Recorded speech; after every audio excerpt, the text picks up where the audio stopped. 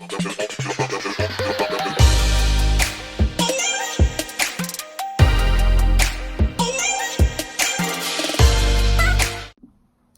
so this video is growing up Jehovah's Witnesses. Let's see, holiday. So there's a lot I could say about growing up as one of Jehovah's Witnesses, and since I was born and raised as one of Jehovah's Witnesses, and I grew up in both the French congregation in Brooklyn, New York, as well as the English congregation in Queens. I have two, I guess, perspectives on it, culture-wise, as well as just being someone who was born and raised as one of Jehovah's Witnesses. So that's all I've known for religion per se that I've been a part of my whole life. So I want to touch on the topic of celebrating holidays. So most people who have heard of Jehovah's Witnesses know that we do not celebrate any holidays. They don't celebrate Mother's Day, Father's Day, any general holidays like Christmas. Well, Christmas isn't a general holiday, it's a Christian one, but it's become part of the American culture. So that's why I said general holiday. Halloween, definitely not. Even some other Christian religions don't celebrate Halloween. And then we also have St. Patrick's Day, Cinco de Mayo. It doesn't matter. Whatever day, holiday-wise, we do not celebrate any of it. A lot of it stems from the scriptures. A lot of Jehovah's Witnesses have a lot of articles on why we don't celebrate holidays. For the most part, just to make it short, I believe that they mentioned how they are no part of the world. So the current world that we live in is not of God. So most of the festivities would require that we associate with people who are not one of Jehovah's Witnesses. So we do not want unclean association, which is why they do not participate in a lot of the holidays. A lot of the holidays, Jehovah's Witnesses would say that are stemming from pagan practices.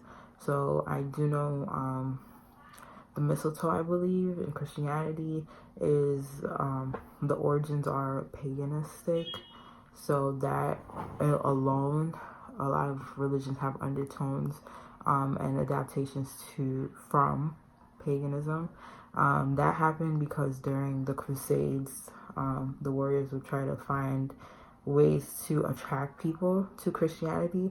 So they would adopt some of their practices with their religions into it to say, hey, well, you did that, well, we do that too, but for Jesus Christ. So if you switch over to us, then we, we're not, I don't want to say better, but we're the right way and you can still do what you do normally. So Jehovah's Witnesses look away from that and the whole association thing like I mentioned. So growing up one of Jehovah's Witnesses during the holiday season, it was pretty hard, but you get used to it. So I would say it's hard, especially in elementary school, when you see people celebrating their birthdays. Well, your birthday I'm going to categorize as a holiday. So when you see other kids celebrating their birthdays in class, it's kind of hard because most of the time, a lot of children's parents, if they do send their kids to school, by school I mean like public school, because some homeschool their children, public school, private school, just school out in general, their kids would be, they'll tell the teachers that their child is one of Jehovah's Witnesses and we don't celebrate birthdays. So to make sure that their child is exempt from the party in case like a parent was to bring a cake or want the class to sing happy birthday to a student, the Jehovah's Witness child would be instructed to stand outside of the classroom and wait until everybody was done celebrating and then they can go back. So no participating as in eating the cake or any type of festivities basically, which I found, it wasn't hard, but it was like, why am I doing this? I didn't really understand it. I did understand the biblical implications of it, but I didn't understand how that was, going to stop me from the afterlife that Jehovah had planned for us. I did not get that part. So I did participate in some birthdays, I will not lie. In some classes, I think my mom was just too busy to remember to tell my professors, well, teachers, sorry, the teachers that I was to not participate. So I was eating some cake too. I did not sing though. I felt so like scared. Like you, as a Joseph's child growing up, you always feel like somebody's watching you. I literally felt like my mom had a camera on me and would see everything I did up until like, I would say up until high school. Like the beginning of high school is when I realized, wait, there's no camera following me. But it was still ingrained in my head enough to not do things because I already knew. I've always felt like one, something bad would happen to me. Two, my mother would find out. Or three, God knows anyway. So that was always ingrained in me. So I made sure to not, I didn't think eating cake was bad because it's like, I can eat cake if it wasn't associated with a birthday. So if I don't sing happy birthday, then it's okay if I eat the cake. But another holiday was Christmas. So for Christmas, a lot of the times, especially in junior high school, we had Secret Santa. I would not be able to participate, unfortunately, because where am I getting the money to buy the gift? And how do I explain buying a gift for somebody in my class to my mother if it's not about a holiday, a birthday, or, holiday related? And this one time I tried it. It was in junior high school, and I wanted to do it so bad. So I said, I put my name down for Secret Santa, and I got one of my close friends at the time. And I do apologize to you. Her name is Jane. I apologize to you, Jane, because I got the worst gifts ever. I did not know how to pick out gifts because clearly I never gave any, because as one of Joe's witnesses, we just don't do that if it's not, a wedding or a graduation. And those gifts tend to be different than what you would give somebody for a Secret Santa. So I did not have the courage to ask my mom for money to go buy a gift for her or to take me to go buy a gift for her. So I ended up saving up my little like $5 maybe that I could save up. I was like in 6th or 7th grade, so there was no like, well, Korean parents, my Haitian mother did not give allowance, so there was no way I was getting any type of money. And around that time, my grandpa would give me money when he visited, but I guess around that time he didn't visit, so I didn't have any means to get money to invest in a gift to give to her. And I also did not have anyone to take me to go get a gift for her.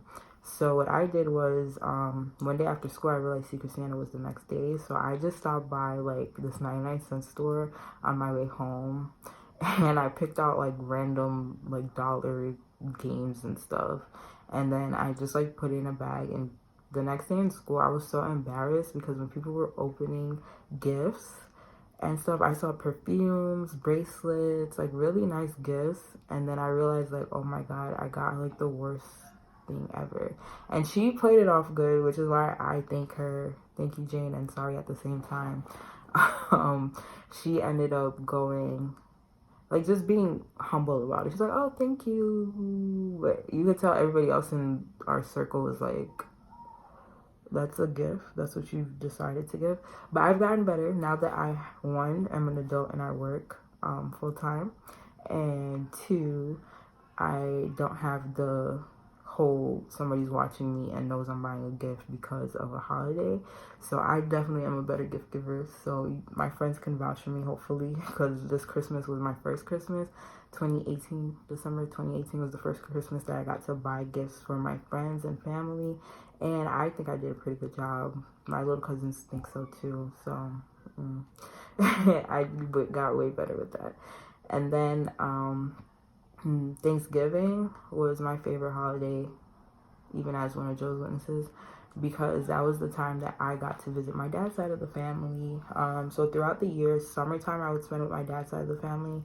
And I say his side of the family because I don't have a relationship with him. So I honestly mean his side of the family, like my aunts, uncles, my grandpa, and grandma, which unfortunately she's deceased right now. But yeah, she was there too. So I got to spend time with her and everybody on my dad's side of the family. So during Thanksgiving, it was always big. Like we would all come together. We go to whoever's house. One year, I had an aunt who used to live in Georgia, so we would go to her house in Georgia. The next year we would be in Florida. Then we would be in like Massachusetts. So I got to travel around the U.S. with my family, and then it would all be all of us, and we would always go. We had traditions in place basically, so that's why I love Thanksgiving. After we ate, all the women would go to bed early, and I was always like, I was a child, but I always had a adult mindset, so they didn't mind talking around me about things and taking me with them whenever they went. So I was always tagged along to go to Black Friday, but I think that's because I'm the oldest on my dad's side, grandchild wise, so they took me in as like one of their brothers and sisters, because I think my aunt, the youngest one, was like 13 when I was born, so I literally fit in very well with them. So they used to always take me to Black Friday, even though I was probably like 6, 8 at the time. I would be up in them stores with them. So I did enjoy Black Friday because of the family time. Black Friday. I did enjoy Thanksgiving because of the family time that I got to spend with them. Things like that are little things like that is what those of us don't understand holidays do. Like, they bring families together. I do understand that you should be making time for your family all the time, year round, but with the lives that, you know, adults live, like trying to pay bills and, you know, feed their family and do all those things, it's good to know like there's a set time where everybody is off or can take off to be together and enjoy each other's time. So that part of it is why I enjoyed Thanksgiving the most, even though I technically wasn't supposed to be there.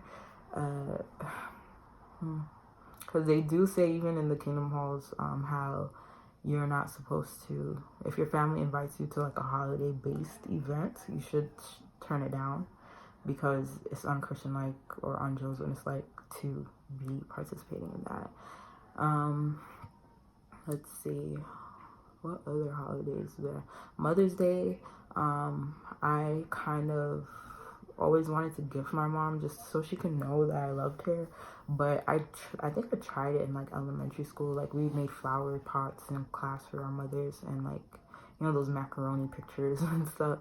So I would bring it home to her and she was like, oh, thank you, but no, thank you. Like, I appreciate that you want to gift me something, but because it is in relation to Mother's Day, I cannot accept it. And because she would let me know, like, you know, Mother's Day is only one day when you should be loving your mom every day. And it's like, clearly I love you every day, but this is just, you know, a gesture where everybody in the world, or at least in the U.S., because there's different dates for different countries, but in the U.S. is, you know, dedicating to their mother, which I think is okay to do, but I understood what she meant by that. And then Halloween, I never really cared for, but I did think it was cool when kids would come to school dressed up. So I was kind of envious, like, oh, I can't dress up, but I always wanted to like dress up as a cheerleader growing up, or I don't know, something girly, but cheerleader was always one of them in my mind. So I don't think I've really done up a Halloween yet. Yeah, I'll try to insert, you know, pictures or whatever of my first Christmas. You know, just the gifts I bought for friends and family. If I still have pictures of that, I'll put them at the end so you guys can see and just, you know, celebrate with me that I got to finally celebrate a holiday. My birthday was cool this year. My birthday's in February 16th, and I went to New York. It was last minute, so I ended up going to New York because my aunt was already headed there, and I had a dinner with my friends, and that was it. It was very chill. We did dinner and bowling after, and that was it. It was nothing crazy because, again, like I said, it was last minute. I didn't know what I wanted to do because I had just moved here, figure out finances and stuff, and then all my friends were in New York, so I knew it would have to be there anyway. But yeah, so it wasn't as exciting as I wanted to be. It was still loving. I love all my friends. But hopefully next year I'll be able to do something better to make up for like my finally officially out of the Josephus world, get to celebrate my birthday, you know. So we'll see how that goes. And I think that's it for the holidays. That's just the holidays that I myself, I'm not gonna say cared for, but basically cared for to celebrate. So Yeah, you do miss out on a lot when you're growing up as one of Jehovah's Witnesses.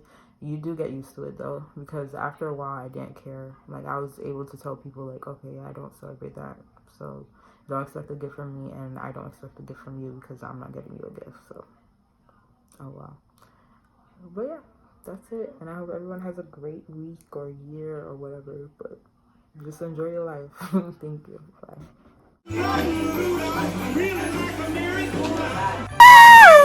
Oh, too bad outside. It's in Micah. I didn't get anything.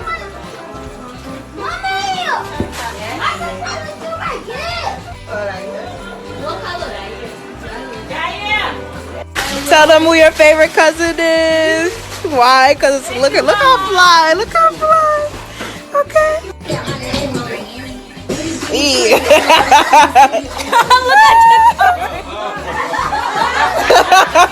So this is the gift that I got my best friend.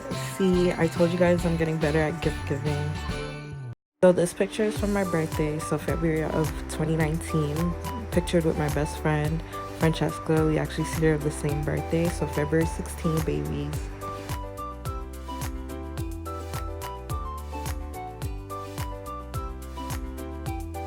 Thank you guys for watching. Be sure to like, comment, subscribe, and follow me on social media. I'm pretty interactive and I'll answer any questions, or if you have DMs or just want to talk, that's fine with me. Only thing is I do not answer to creep messages, so be advised about that. But otherwise, thank you guys again. Bye.